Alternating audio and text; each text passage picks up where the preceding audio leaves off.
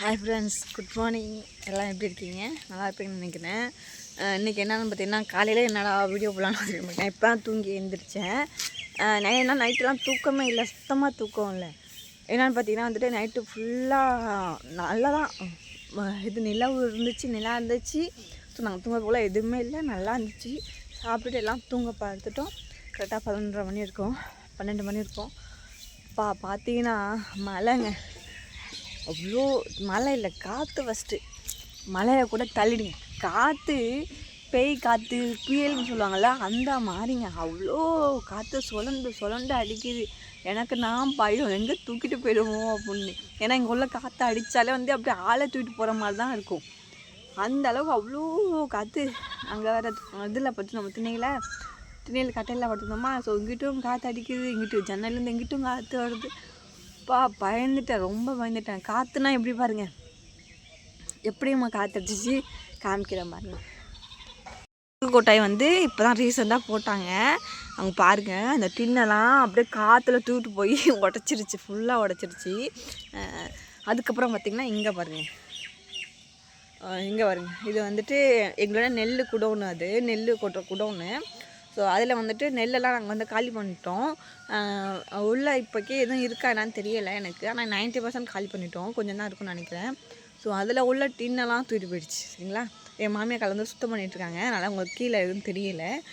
டின்னெல்லாம் எடுத்துகிட்டு இருந்தாங்க. ஸோ அங்கே பாருங்கள், அந்த டின்னும் காலி ஆகிடுச்சா. என்னோடய அடிப்படையே பார்க்குறீங்களா, அங்கே வருங்க, அதில் அந்த மரம் உளுந்து அந்த டின்னு ஓரம் ஃபுல்லாக காலி. அது உள்ள அவ்வளோ தண்ணி காமிக்கிறேன் பாருங்க. அப்பமா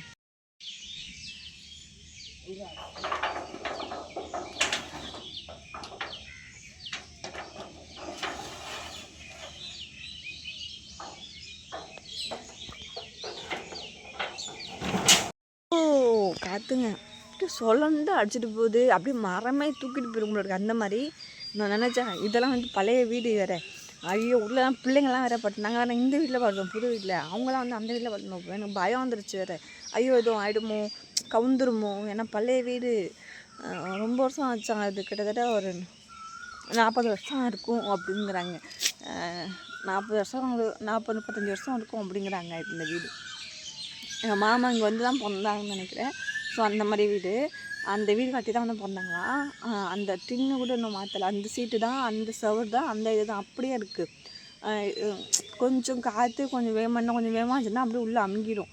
அந்த மாதிரி இது. எனக்கு பயம் வந்துடுச்சு. ஐயோ தூக்கிட்டு போயிடுமோ என்னமோன்னு எனக்கு ரொம்ப பயம் வந்துடுச்சு எனக்கு, இல்லை அமுங்கிடுமோ அப்படின்னு. ஸோ அப்படியே சுத்தமாக தூக்கமில்லை, அப்படியே பார்த்துட்டு அப்படியே உட்காந்துருந்தேன். அதுக்கப்புறம் பார்த்திங்கன்னா வந்துட்டு இன்னொன்று என்னென்னா, அடுப்படிக்குள்ளே வந்து பார்த்திங்கன்னா ஆடெல்லாம் வந்து விட்ருக்கேன். எங்கள் அம்மா அடுப்படி இருக்குது பார்த்திங்களா, அங்கே அது சவுறு ஏற்கனவே ஒரு சைடாக சாஞ்சிருக்கு. அது கவுந்துட்டு என்னமோ ஆடுலாம் இருக்குது, ஆட்டுக்குட்டிலாம் இருக்குது அப்படின்னு அது நினச்சி வேற ஒரே கவலை எனக்கு. அதுக்கப்புறம் பார்த்திங்கன்னா வந்துட்டு இதை விட ரொம்ப முக்கியமான என்னோடய கவலை ஃபீலிங் என்னென்னா, அதுக்கு மேலே இந்த வருஷம் அவ்வளோ மாமரப்பூ. என்னோடய வீடியோஸ் பார்த்துருப்பீங்க. இந்த மாமரம், அப்புறம் இந்த மாமரம் எல்லாம் அவ்வளோ பூ பூத்துருந்துச்சு, கொச்சு பூத்துருந்துச்சு. நான் நினச்சேன், ஐயோ இந்த வருஷம் செம்ம வேட்டை தான். போன வருஷம் சாப்பிட்டோம்ல, இந்த வருஷம் நல்லா வேட்டை தான், நல்லா சாப்பிட போகிறேன் மாம்பழம் அப்படின்னு நினச்சேன். கடவுள் உருவாரா. ஸோ முதல்ல இதுக்கு முன்னாடி 2 தடவை இதே மாதிரி காற்று வந்து பாதி பூவு பாதி பிஞ்சு முடிஞ்சிச்சு. இந்த தடவையும் வந்துட்டு எவ்வளோ காய் கொட்டிருக்கு பாருங்கள், எவ்வளோ காய் கொட்டிருக்கு பார்த்தீங்களா. கீழே உள்ளதெல்லாம் கூட்டியாச்சு, அதெல்லாம் தெரியாது. எவ்வளோ காய் கொட்டிடுச்சு. சூப்பராக இருக்கும் இந்த மாமரம் பழம். இது கூட நல்லா இருக்காது, இது வந்து ஊறுகாய் கூட நல்லாயிருக்கும், ஊறுகாய்க்கு குழம்புல போட்டால் நல்லாயிருக்கும். ஆனால் இது வந்து பழம் அவ்வளோ டேஸ்ட்டாக இருக்கும். ஸோ எங்கள் அம்மா வந்து தமிழ்நாட்டிலேருந்து வந்து சாப்பிட்டு தான் இருக்காங்க, அவ்வளோ டேஸ்ட்டாக இருக்கும். ஸோ இந்த மாதிரி அவங்க நினச்சி பார்க்கல.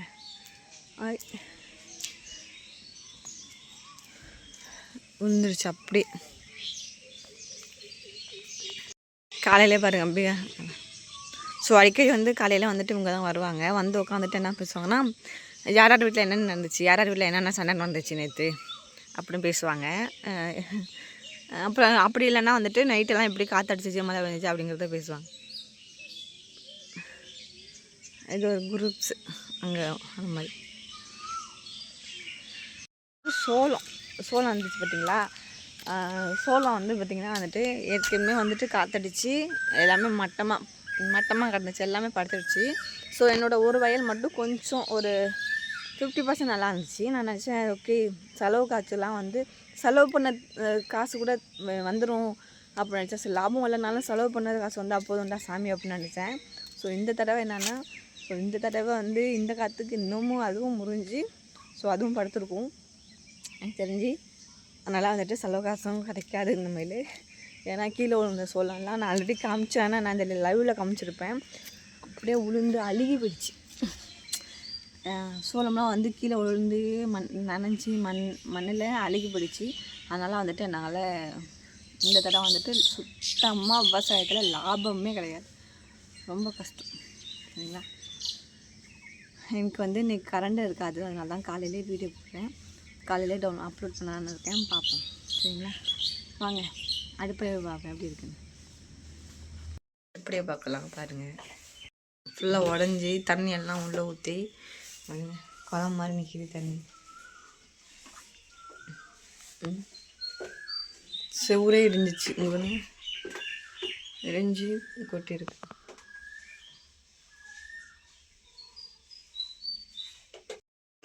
இதை இனிமேல் ரெடி பண்ண என்னால் ரொம்ப கஷ்டம். தண்ணியெல்லாம் வரி வெளில கொட்டு. அதுக்கப்புறம் முழுகு எங்கெங்கே இதாக இருக்கும் அங்கெல்லாம் வந்து மண்ணை வச்சு பூசு. ரொம்ப கஷ்டம். எங்களுக்கு வந்து இடம் இல்லை, அடுப்படி செய்ய வந்து இடம் இல்லை. இடம் கொடுக்க வந்து ஒரு 2 வருஷம் ஆகுமா எங்களுக்கு இடம் கொடுக்க. ஏன்னா வந்து அந்த வீடு காலி பண்ணால் தான் இடம் கொடுப்பாங்க. அது வரையும் வெயிட் பண்ணணும். அது வரையும் இந்த அடுப்படி தான் கஷ்டம். அதுவும் வந்து இந்த துணியெல்லாம் வந்துட்டு வீட்டில் இன்னும் நுழையலையா, அதனால் வந்து திங்ஸ் எல்லாம் இங்கே தானே இருக்குது. வீட்டில் உள்ள திங்ஸ் எல்லாம் இங்கே இருக்கா. அதனால் வந்து ரொம்ப கஷ்டமாக இருக்குது. முடிஞ்சலமாக இருக்குது. காலையில் பார்த்தோன்னே தலையை சுற்ற ஆரம்பிச்சிட்டு பாங்க இன்னொன்று பார்ப்பாங்க. ஸோ உங்களுக்கு வந்து ஆட்டு கிடா குட்டி இருந்துச்சுன்னா வந்துட்டு இந்த மாதிரியே வந்துட்டு கொடுக்கணும். அரிசி கோதுமை இருக்குதுல்ல, அப்புறம் வந்துட்டு கோதுமை மாவு, இது 3ம் கலந்து கொடுக்குறேன். இவங்க 2 பேருக்கும் இவ்வளோ 2 பேருக்கும் கொடுக்கக்கூடாது, இவனுக்கு மட்டும்தான் கொடுக்கணும். இதில் என்னன்னா இவ்வளோ 2 பேரும் திங்கிறனா இவன் திங்க மாட்டேங்கிறான். ஸோ அதனால் வந்து இவங்க 3 பேருக்கும் கொடுக்குற மாதிரி ஆயிருக்கு. அப்படி போட்டு திங்கக்குள்ள ஒன்றா திங்கிறாவோ, இல்லைன்னா வந்து திங்க மாட்டேங்கிறாங்க. ஸோ அவங்க கூட சேர்ந்து தான் சாப்பிடுவாங்கலாம் பார்த்தீங்களா.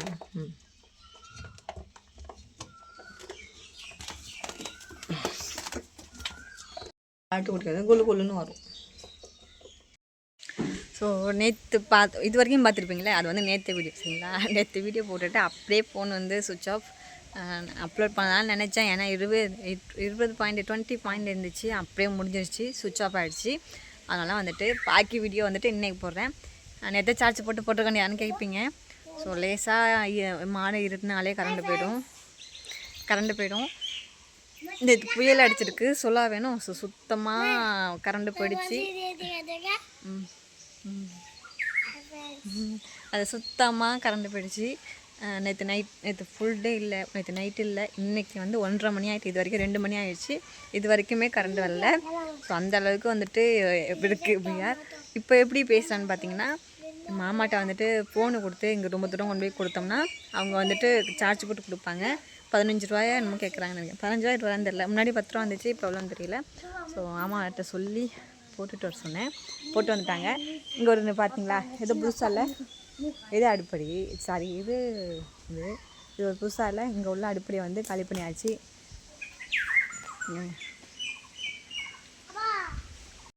ஏன்னா வந்துட்டு இது நேற்று புயல் அடிச்சிச்சு இல்லை, அதில் வந்து லேசாக நான் சொன்னேன் சாஞ்சிருக்க மாதிரி இருக்குன்னு. ஸோ ரொம்ப சாஞ்சி இருந்துச்சு. அதனால் ஆளை வச்சு உடனே பிரித்து எடுத்து வச்சுட்டாங்க. இது வந்து அடுப்படி வந்து மறுபடியும் கட்டணும், அதுக்காக எடுத்து வச்சுட்டாங்க. ஸோ இதுவும் வந்து இந்த வீடு கட்டக்குள்ளே கட்டினதான். 15 வருஷமாக என்னமோ சொன்னாங்க இதோட இது. ஸோ இதுவே சாஞ்சிடுச்சு, அந்தளவுக்கு அவ்வளோ காற்று. என் மாமியார் அப்புறம் அப்புறம் வந்துட்டு என்னோட சின்ன அப்படியே. ஸோ அவங்க 2 பேரும் அடுப்படி இங்கே தான் இருந்துச்சு, 2 பேருக்குமே இல்லாமல் போயிடுச்சு சரிங்களா. அப்புறம் வந்து எவ்வளோ மாங்காய் கொட்டுனுச்சுன்னு காமிக்கிட்டேன் வாங்க. எவ்வளோ மாங்காய் ஏற்கனவே 2 குண்டா மாங்காய் பொறுப்புனாங்க. அதில் வந்துட்டு ஒன்று வந்துட்டு ஊருங்களுக்கு கொடுத்துட்டாங்க. இந்த வீடு பிரிக்க வந்தாங்க பார்த்தீங்களா, ஸோ அவங்களுக்கு வந்து ஃப்ரீயாக கொடுத்துட்டாங்க. இது வந்து பார்த்திங்கன்னா வந்து நேற்றுலேருந்து இருக்குது. 2 குண்டா மாங்காயாக என்ன பண்ணான்னு பார்த்தீங்கன்னா தொட்டுக்க செஞ்சேன். நேற்றும் தொட்டுக்க செஞ்சேன், இன்றைக்கும் தொட்டுக்க செஞ்சேன். சரி எப்படி செஞ்சேன்னு பார்க்குறேன். பார்க்கலாமாங்க. எனக்கு ரொம்ப பிடிக்கும் இந்த மாங்காய் சசையில் வந்து தொட்டு செஞ்சால் ரொம்ப பிடிக்கும். நான் நினச்சேன் இன்னும் கொஞ்சம் பெருசாகட்டும் அப்புறமா செய்யலான்னு. பார்த்தீங்கன்னா மழை பெஞ்சு பிஞ்சு காயா, அதனால் அந்தளவுக்கு டேஸ்ட்டாக இல்லை, இருந்தாலும் ஓகே நல்லா தான் இருந்துச்சு. பார்ப்போமா நம்ம தொட்டுக்கையே பாருங்கள். சூப்பராக இருக்கும் நான் செஞ்சது. எங்கள் வீட்டில் வந்துட்டு நான் மாங்காய் தொட்டு வந்து சூப்பராக செய்வேன். எங்கள் வீட்டில் எல்லாருமே நான் செஞ்சது வந்து சாப்பிடுவாங்க. அவங்க செய்யக்குள்ள ஏதோ ஒரு வித்தியாசமாக இருக்கும், நான் செய்கிறது ஒரு வித்தியாசமாக இருக்கும். ஸோ இனிப்பு மாங்காய் இப்போ தாங்க லேட்டாக சாப்பிட்டேன்.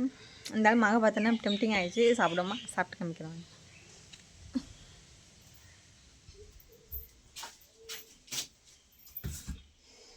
சாப்பாடு எடுத்து வந்துட்டேன். என்ன சாப்பிட்லான்னு இப்போ பார்க்கலாமா வாங்க. ஸோ இது பார்த்திங்கன்னா இன்றைக்கி தேவா உட்காந்து சப்பாத்தி செஞ்சேன்ல. எப்போதுமே வீட்டுக்காண்டி 2 சேர்த்து செஞ்சிடுறேன் சப்பாத்தி. ஏன்னா மாமாவுக்கு சப்பாத்தி ரொம்ப பிடிக்கும், எனக்கும் ரொம்ப பிடிக்கும்.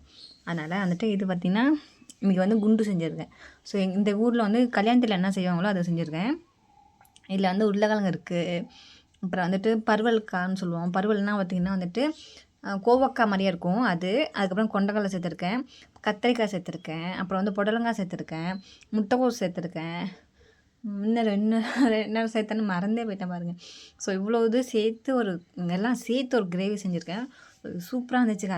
கடையில் வந்து மசாலா போட்டு செய்வாங்க. அதுக்கப்புறம் வந்துட்டு இந்த தொட்டு சரிங்களா. ஸோ எல்லாம் மசாலா போட்டு செய்வாங்க. நான் வந்து மசாலாலாம் எதுவும் சேர்க்கலை. மிளகாய்த்தூள், மஞ்சத்தூள், மல்லித்தூள், மல்லித்தூள் கூட இல்லை, மிளகாய்த்தூள், மஞ்சத்தூள், உப்பு, அப்புறம் எண்ணெய் சேர்த்துருக்கேன். அவ்வளோதான். இவ்வளோதான் அதோட சேர்த்து தக்காளி சேர்த்துருக்கேன். ஸோ செம்ம டேஸ்ட்டாக இருந்துச்சு. நான் கூட நினச்சேன் மசாலா காணும். பீகாரில் வந்துட்டு ஒரு சப்ஜி மசாலான்னு ஒன்று இருக்கும். ஸோ அது போட்டால் கொஞ்சம் நல்லாயிருக்கும். அதை தேடினேன், கிடைக்கல. மாமா வந்து இங்கே எடுத்து வச்சுட்டேன்னு தேடிட்டே இருந்தாங்க, கிடைக்கவே இல்லை. எல்லாம் ஒரே இடத்துல இந்த இடத்துல இருக்கனால என்னால் முடியலை. ஒரு இத்தினோண்டு இடத்துல ஒரே திங்ஸ் எல்லாம் வச்சுக்கிட்டு சமைக்கிறது ரொம்ப கஷ்டம். அப்படி இருக்குது. ஸோ ஓகே பரவாயில்லன்னு சொல்லிட்டு சமைச்சேன். மாமாவே சொன்னாங்க இன்றைக்கி நல்லாயிருக்கு, சூப்பராக இருக்குது அப்படின்னு சொன்னாங்க. அதுவும் இந்த சப்பாத்தி எடுத்து சாப்பிடக்குள்ள செம்மையாக இருந்துச்சு. காமிக்கிற மாதிரி எடுத்துக்கோமா. ஸோ இதை வந்து காலையில் செஞ்ச சப்ஜி இப்படி வந்து பிச்சுக்கிட்டு கொண்டக்கடலை வச்ச கிரேவி, அவ்வளோதான். ஸோ வாங்க சாப்பிட்லாம், செம்மையாக இருக்கும். வந்து ட்ரை பண்ணி பாருங்கள்.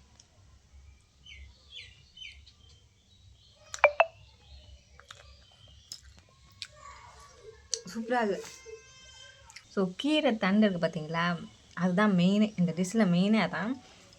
இந்த முளைக்கீரைன்னு சொல்லுவோம்ல. ஸோ அந்த கீரையில் வந்துட்டு தண்டு பெருசு பெருசாக நம்ம ஒரு சின்னதாக இருக்கலாம், அது இல்லை. கீரை தண்டு மொத்தமாக இருக்கும்ல பெருசு பெருசாக. ஸோ அந்த கீரை தண்டு எடுத்துகிட்டு வந்தாங்க மாமா. ஒரு 10 தண்டு இருக்கும். அதை எடுத்துகிட்டு வந்து சமைக்க சொன்னாங்க. எனக்கு பிடிக்காது. கீரை தண்டெல்லாம் வந்து என் மாமியாக தான் சமைப்பாங்க. எனக்கு வந்து அவ்வளோவா இன்ட்ரெஸ்ட் கிடையாது. மாமா சொன்னாங்க இல்லை நீ எல்லாத்தையும் சேர்த்து சும்மா செய்ய திரும்ப ஆசையாக இருக்குது அப்படின்னாங்க. சரி மாமாவுக்காண்டி என்ன தானே சமைச்சேன். சூப்பராக இருந்துச்சு. அது செய்கிற முறையில் செஞ்சால் நல்லா தான் இருக்கும் போல இருக்குது. மாமியார் செய்வாங்க, எனக்கு பிடிக்காது அது.